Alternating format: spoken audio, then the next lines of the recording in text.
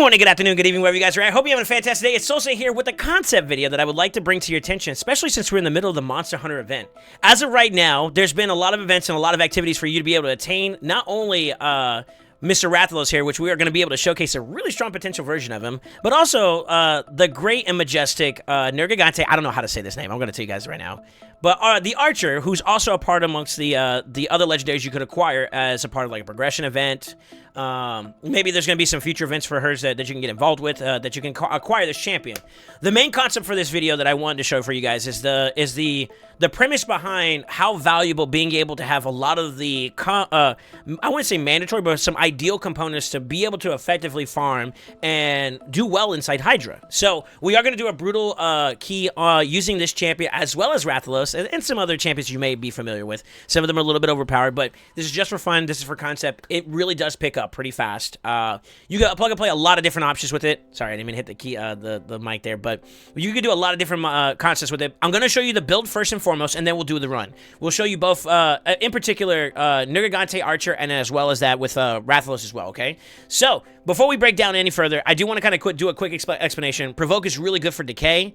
Hex is great for splash over damage in general, and in particular, being able to target the Mischief tank. So, having her A3 in flux on a long duration comparatively to a lot of other champions, she's really, really valuable, especially on a 3-turn cooldown, right?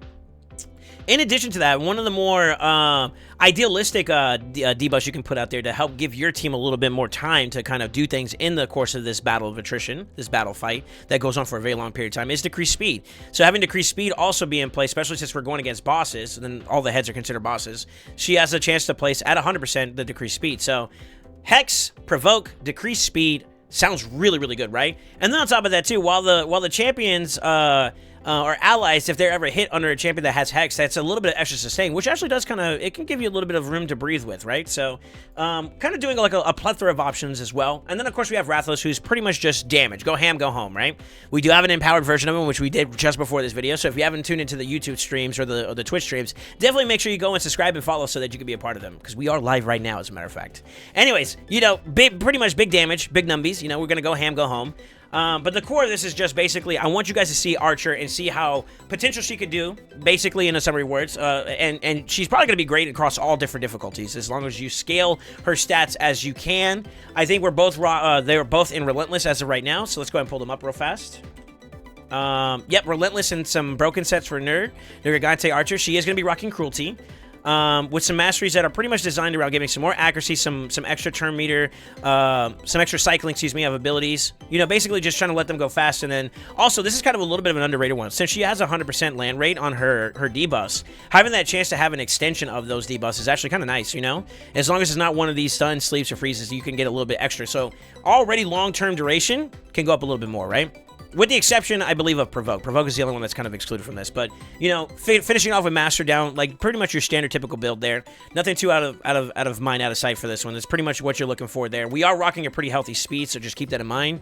As for our Rathalos, now he's a little bit more spicier on paper. We are going to go Relentless this round. We did try a little bit before, and he had some pretty decent numbers for his ability that scales off of his passive. Every other 5th ability being 200% more damage, as well as, like, you know, the ignore percent target. It's nice, and we did do it with a lethal / cruel set, which was not bad. But for the sake of this one, we're actually going to try to see if we can cycle more often into his 5th ability, so he's having more chances for that passive proc to kind of kick in, right? And then, of course, you know, crit damage, which gives him a little bit more scaling. He's kind of got some beefy stats, so it's not for the faint of heart on this one. But with bonuses in mind, he's pretty much going north of 250 speed, 300 plus crit damage, and, you know, a solid 7K to kind of go us on. We had used a little bit of leftover gear. We did a little bit of some oiling and some chaos oring, which is something new that we've been able to do with our gear.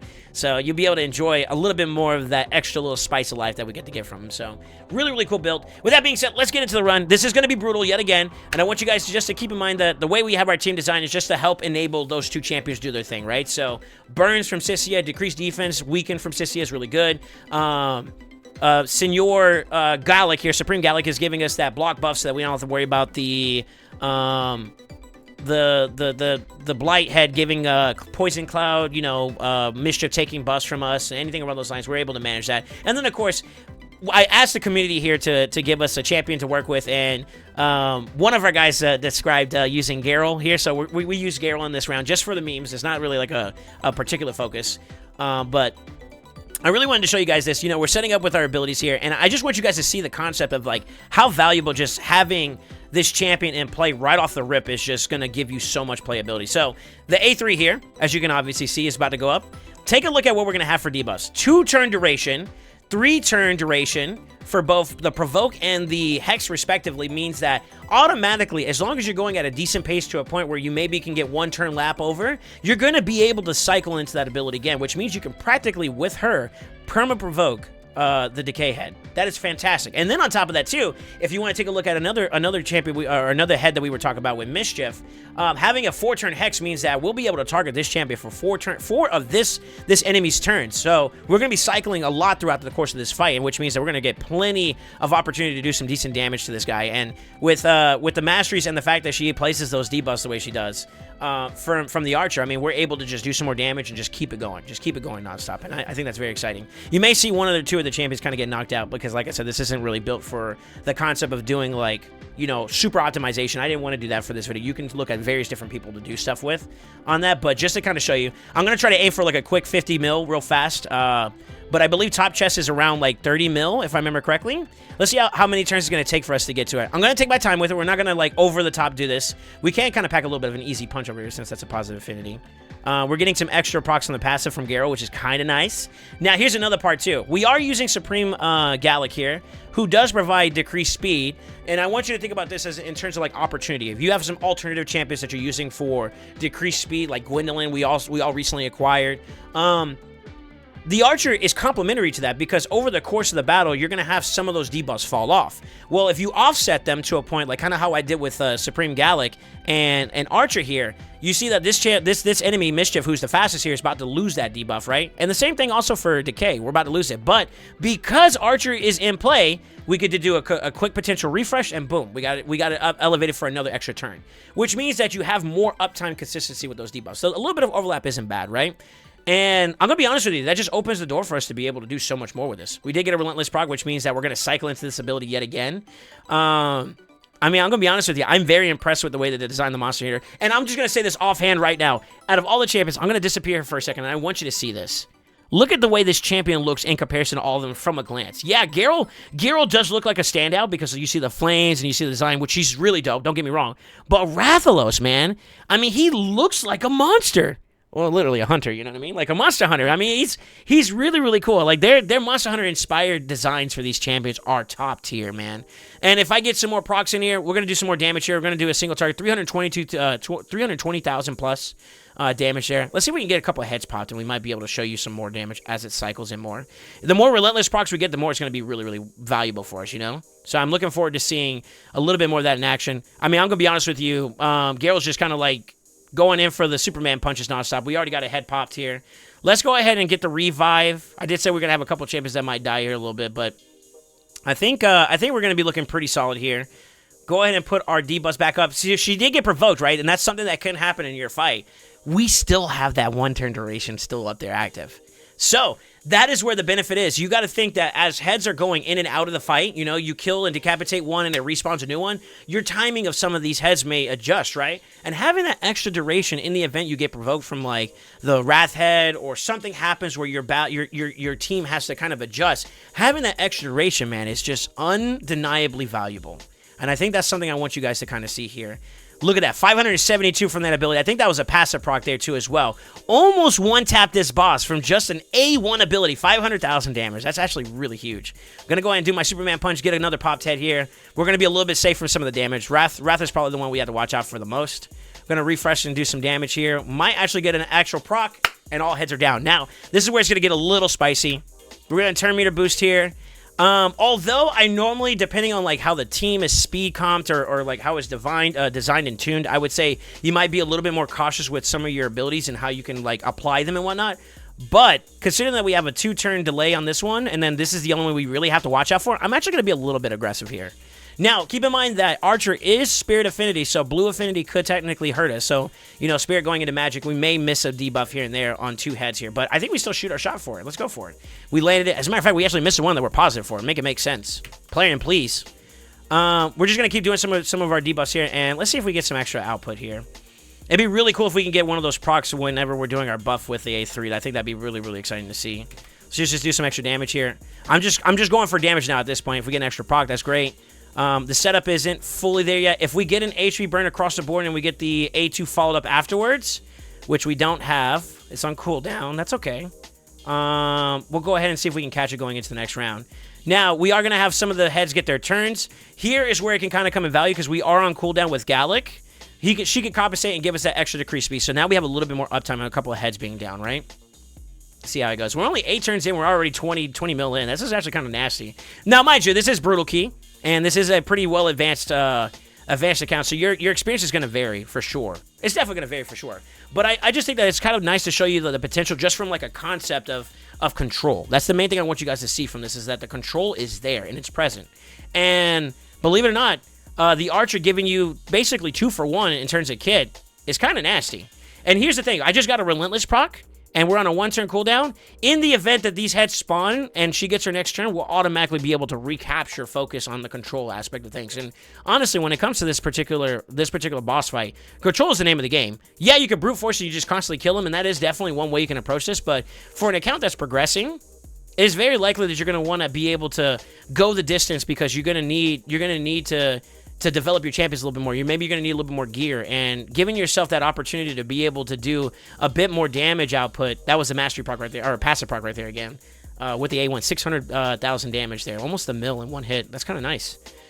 Just to show you guys, though, I wanted to show you guys the concept of a control, because control will open the door for your damage to flourish, right? If you don't have control over these mobs or these ads or these bosses, excuse me, you'll probably see a degradation in your performance, right? Because the more that they're doing stuff, the less you're doing stuff, or the more you're reactive, where instead of being able to play this game of aggression, it's a little bit different, right? And that's something I want to give you guys, you know. See that extra mark? Now that we got the control over here, I can actually take my time and just play towards whatever benefits my team a bit more. I'm actually going to go ahead and just keep doing some more damage. We got an extra proc here. Let's see. I'm going to keep shooting my shot at the head over here and see if maybe we get a A2 proc here. See if we get the Mastery. That was Wrathless Mastery. That was 3 mil in one hit. This guy's got a hit. He's a hitter, man. You got to watch out for him. It's really, really cool to see. And now, finally, we got the other head to respawn. This one might actually be a little bit of a problem for our team, considering we have no Veils or no Shamail in play. But even then, I think it's kind of cool to see how you guys feel about the concept of this team. Really, really dope. Or these champions in general. I really want to showcase the value that these guys bring across the board, which is, like, phenomenal. I mean, Relentless is kind of like one of the better sets for Hydra, so it's kind of dope to be able to see these guys flourish. Decreased speed here will give us a lot of value. We got it on all 3 champions, so really good uptime, really good way for us to maybe increase our output a bit more. I'm actually just going to do a little bit towards some of the more annoying champions. I like to target like Mischief and Decay, because lack of control on any one of those two could be a problem. Getting that A1 for the extra decreased defense that can't be resisted is nice from Rathalos. I didn't mention that, but that's actually kind of like an extra little value that we get from him. Let's see here. No extra poisons there, so we ended up losing a little bit of the no weaken, no decreased defense. We got a remove debuff there. I don't know if you saw that. That was kind of cool. I'm going to go ahead and just keep pressuring into champions that we can hit over here on this side. I honestly want to get decreased defense a weaken over here, so if we can get another chance for that, that'd be dope. But for now, since we have that both over here, I'm going to keep seeing if we can smack into Decay a little bit more here. I mean, honestly, I gotta say, like, the design for Archer is phenomenal. I gotta be honest with you. Normally, one of my biggest concerns whenever I'm playing on my teams or on anybody else's account is, like, how well can I control Decay? Because if I can control Decay with, like, block buffs in play, I normally can control Mischief. But if you lose a grip on this guy, you're opening a door for Recipe, because he cleansed the entire team, and next thing you know, you're getting buffs stolen, and next thing you know, the buffs are being spread, and it's just chaos, right? And you don't want that. You don't want that at all. So let's just keep it going. I mean, we're only 18 turns in. We're going to be able to reapply the Hex that didn't even go off yet. So we have not lost uptime on Hex. And we actually got some additional procs here from the Masteries on her to give a little bit more extra turn there. Got some Brimstones. That's kind of nice, in case we get a little bit extra there. We are going to do an A3 here. I'm going to say that I think we might get the proc on this one. It might have went on the A1 there already once. So I think we might have an A3 proc here for the passive. Yeah, we did hit it. We did hit it. We got a lot of damage out of that, which is kind of nice. Let's see here. Go ahead and reapply some burns. Got True Fear on there. Get some extra damage. We're almost 20 turns in, and I'm almost already at 50. This is looking really, really healthy for us. I won't lie. If I could get some extra damage off to maybe passively kill this guy, we might make an effort towards killing him now that we got one of the more problematic heads out of the way. We'll see how this goes, though. We'll keep the momentum up for a bit. But I mean, what do you guys think? I noticed that there was a lot of people who tried to go out of their way for this for these champions, and I really hope you guys got the rewards you were looking for in your pools, because I know we did have the progressive event, and depending on if they do any other events to give us some more chances to be able to acquire these champions, I think they will. I honestly do think that they will. But in the event that you did get them, let me know. How do you plan on building yours, you know? Let me know in the comments of what you guys think would be like a really great way to build them, or something you saw that maybe might be a little different. I mean, we do have Hex and Provoke that's pretty good, so I kind of think that like, maybe for Archer you don't really consider Curse to Provoke, although it wouldn't hurt, right? But I do think that, like, probably ideally speaking, you're probably looking at being able to get a decent amount of value out of Relentless. I think Relentless is probably going to be the tried and true method for her. And I'm not going to lie, see, when we end this after we get our 50 here, I want to see the damage from Rathalos. We might actually get a little bit of a better perspective on how many times he's been able to cycle into his passive proccing for us, and we might be able to get some really good value out of that, which is kind of cool. Honestly, I also expect Geralt to kind of pack a pretty decent punch, too, so this is kind of dope. We do have a little bit less of an uptime on some of our decreased defense and weaken options, so maybe switching out Sissia for something that's a little bit more consistent might be ideal. That could be something to consider for our team if you're looking for it. I just thought that with her giving some extra HP burns, which will help out with the damage output and the mitigation for Rathalos, I thought that would be kind of fun, in partnership with our boy Mr. Supreme Gallic over there, you know? So... let's see, got more. I'm gonna be honest with you, like the decreased speed is probably like the biggest seller besides the A3. The A3 is the big like, all right, you got it. The A2 is just like that was icing on the can. Like it was just like, all right, I'll take even more. Let's go. You know, that's awesome. It's fantastic, man. I really can't deny it. It's phenomenal to see how much this damage is coming from. 5 more mil, and then we're gonna go ahead and let you guys go for today.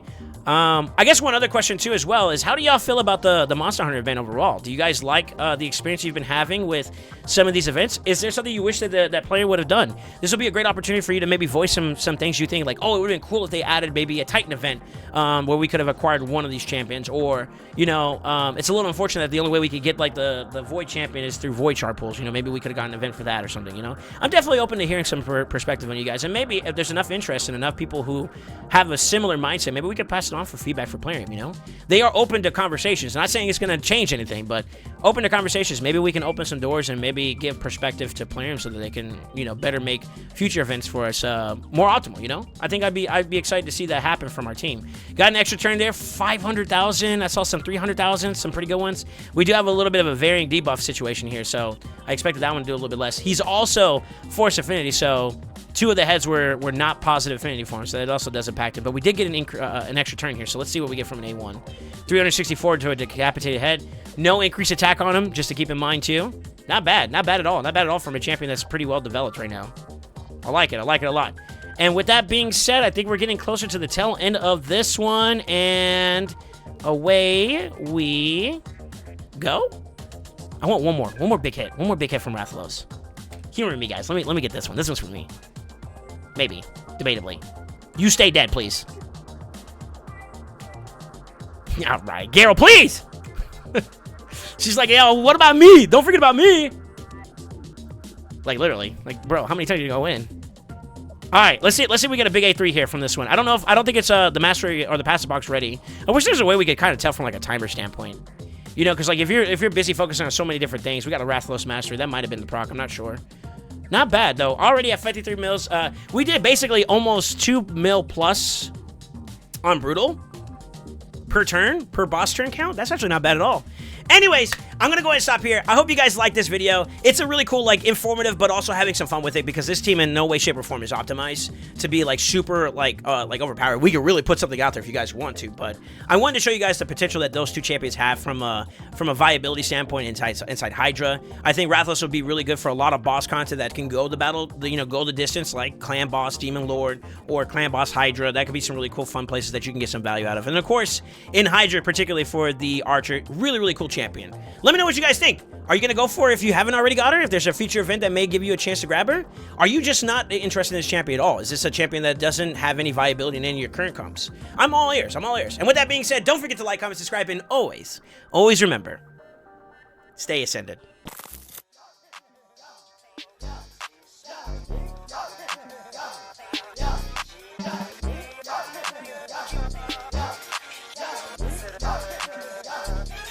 Creep together,